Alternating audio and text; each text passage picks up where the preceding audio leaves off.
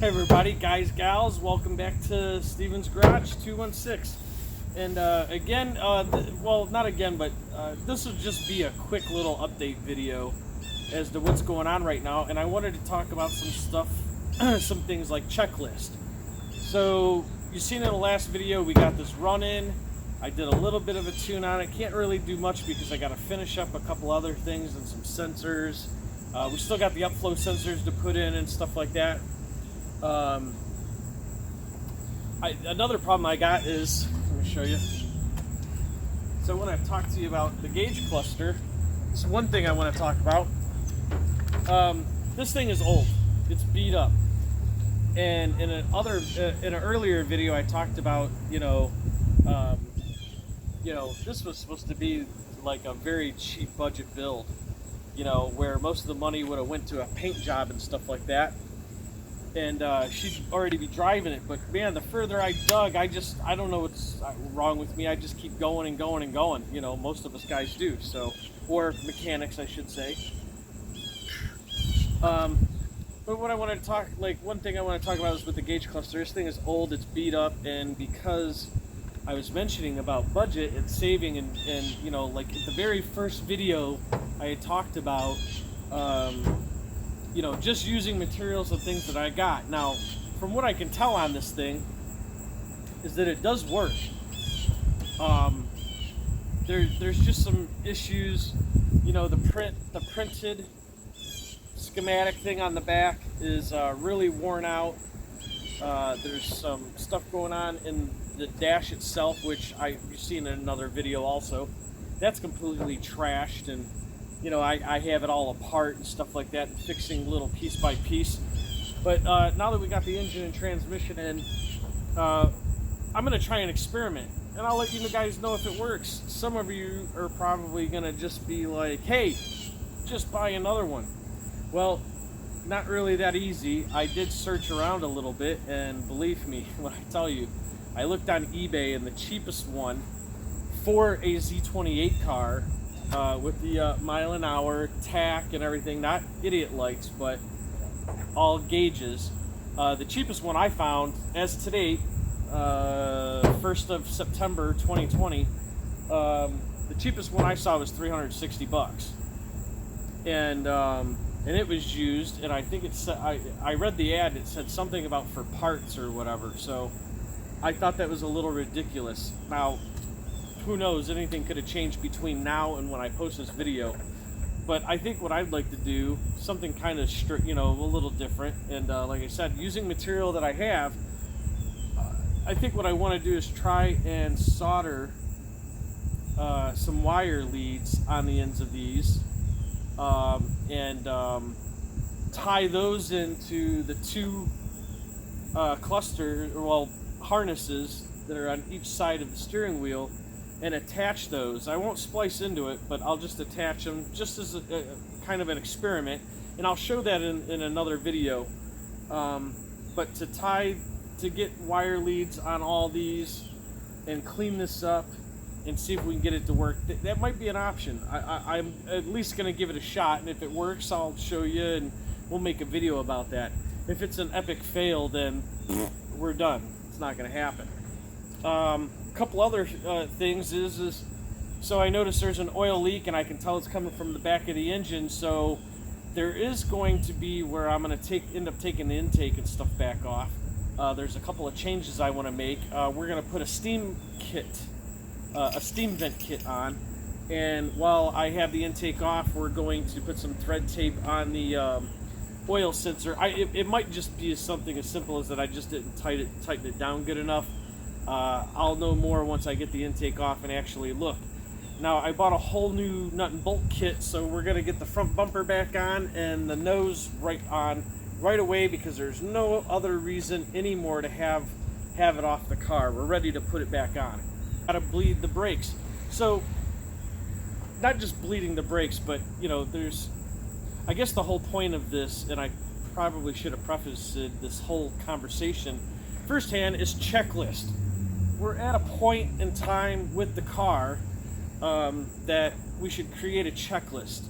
From the back to the front, everything that we've done so far, We should be rechecking torque, make sure that we actually tighten everything. Like, you know, I found the oil leak, which I'm pretty sure is coming from the oil pressure sensor, down the block and onto the ground.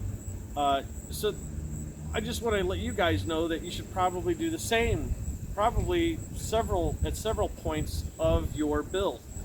Doing a checklist, going back over something that you'd already done and making sure you didn't leave any bolts out, that everything is tightened properly, you know, stuff like that. So I'm actually going to start and go back to the rear end of the car where we started at, and pull the plug on the rear diff and make sure I actually filled it up all the way. You know, now that everything is settled and the rear end is spun a couple times, you know, with the new tranny and getting the engine started,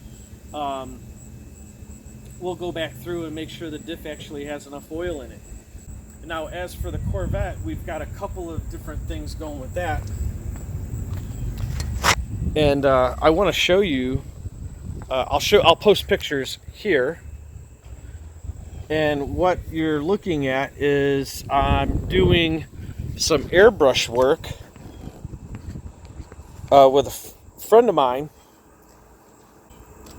I know I'm bouncing all over the place, but actually this is pretty cool. So this is the original 85 Z28 lower radiator hose.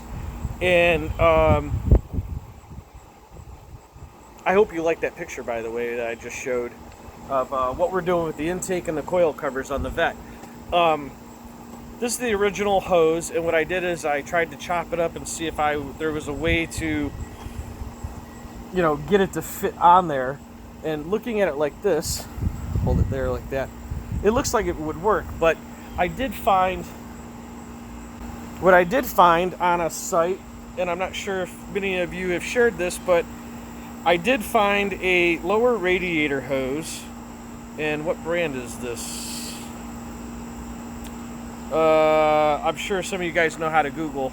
The part number that I found, and this is from a Jeep, I believe it was a Jeep Grand Cherokee for the LS build. So 3rd gen Camaros, LS swapped. Your lower radiator hose, I found this Jeep Grand Cherokee is a perfect fit. It's in there, and I'll put that picture in here. And what you're looking at, while you're looking at that, I'll give you the part number. There's 2 of them on this tag here, and it says C71982. And another part number that's on this tag here says 62249. And then this last number is on here. I'm pretty sure that's probably a Dayco number, but it's 201-41110. That's the lower radiator hose, and I believe this is from like a 2000-ish or so Jeep Grand Cherokee. Along with our checklist is this is the original what is in the engine, 2-wire coolant temperature sensor.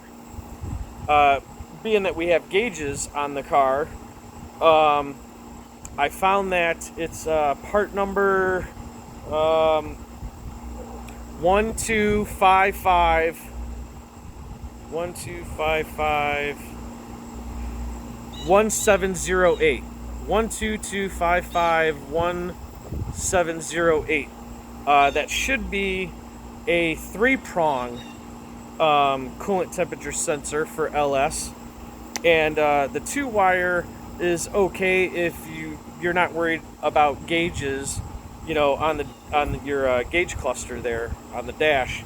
3-wire, I went with 3-wire because 2 wires go for your low reference and low reference ground back to the computer, your ECU, and the 3rd wire goes to the gauge on the dash. Update for the Corvette is we've got a harness bar to put in, seat belts. We're going to put a steam vent kit on the Corvette also. I got a 2-step and a nitrous controller we're going to put on from Lingenfelter. So that'll be a good video coming up here shortly. But work is getting really busy for me. So I think you guys have heard before in earlier videos, I'm a local truck driver here in Ohio. and it's really starting to pick up nasty. So and it's already starting to get darker earlier, so I'm gonna try and move my butt a little bit sooner on this stuff. But you know, I gotta get moving. Gotta work and keep this thing going until this takes off, or even when this takes off, I'll probably still truck drive because I love it. But we got a transmission cable to put on. We got HV tuners. I got some more tuning stuff I want to show you now that we got some coolant temperature sensors. Oh, we got oxygen sensors to put in. I'm going to show you how to weld in the bungs, where to weld your bungs in at. But basically, again, I apologize. They're just an update video. We got a lot of stuff going on here soon, and yeah, original 85 or 3rd gen Camaro lower radiator hose doesn't work. That part number I gave you for the Jeep Grand Cherokee lower radiator hose works perfect. You've seen the picture of that. And again, what I'm going to do on the back of the gauge cluster is all these little copper ends that you see. So we're not getting a very good connection. I tried to clean them up, but we're not getting a very good connection in the car. Oh. Where it mounts on there above the steering wheel, we're not getting a very good connection. So I just want to try an experiment. I'll solder some leads on there or whatever, tie them into the wires that are there, you know, just, I don't know. It's an experiment. I'd like to see if it works. Because right now we just got a coolant temperature gauge working, oil temperature gauge, but for some reason the fuel gauge isn't working. When you turn the headlights on, we're not getting any LEDs coming on, or even when I took all the LEDs out, I put regular bulbs back in. We're not getting any power, and the tach is staying stuck all the way over on 7,000 RPM, and that's not going to work. We're going to want to know what the actual RPM is. And I've got this thing idling right now at a good about 575, 600 RPM at just in park and neutral idle. Do a checklist. You know, I was thinking, I'm like, oh well, we're gonna put some thread tape on the oil pressure sensor and clean all that area up and clean up the wires that we've done and stuff so far. They're all in loom, but I want to make that nice and neat down the rail of the frame. And you know, it'll be nice to pull the intake off, get the wires and coils back off the engine, clean those wires up. Mistakes was painting parts too early. Painting the parts too early and then trying to make the build. You're throwing tools up there, you're doing all kinds of stuff, and you're just chipping away at the hard work and money you just spent on that paint. So that was a waste. Don't do that. Don't paint the block, but don't paint your exterior parts or whatever until you've actually got the build to a point where you don't have to worry about it anymore. And then, you know, pulling back off. You got everything running, and then you can, you know, then you go make it pretty, and then you don't, less chipping, less cracking, scratching, all that other stuff. So, oh, we're gonna switch the seats. We're gonna take these seats out of the Corvette and put them in the Camaro, because guess what?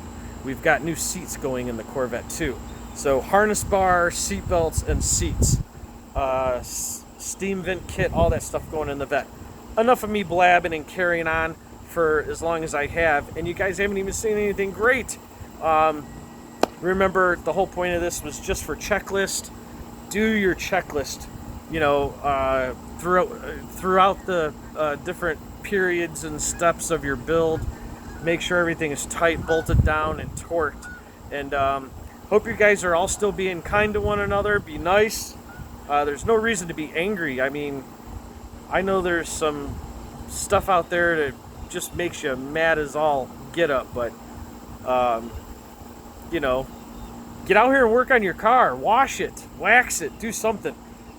Take it out on the car by washing and waxing, building something, modifying it, something.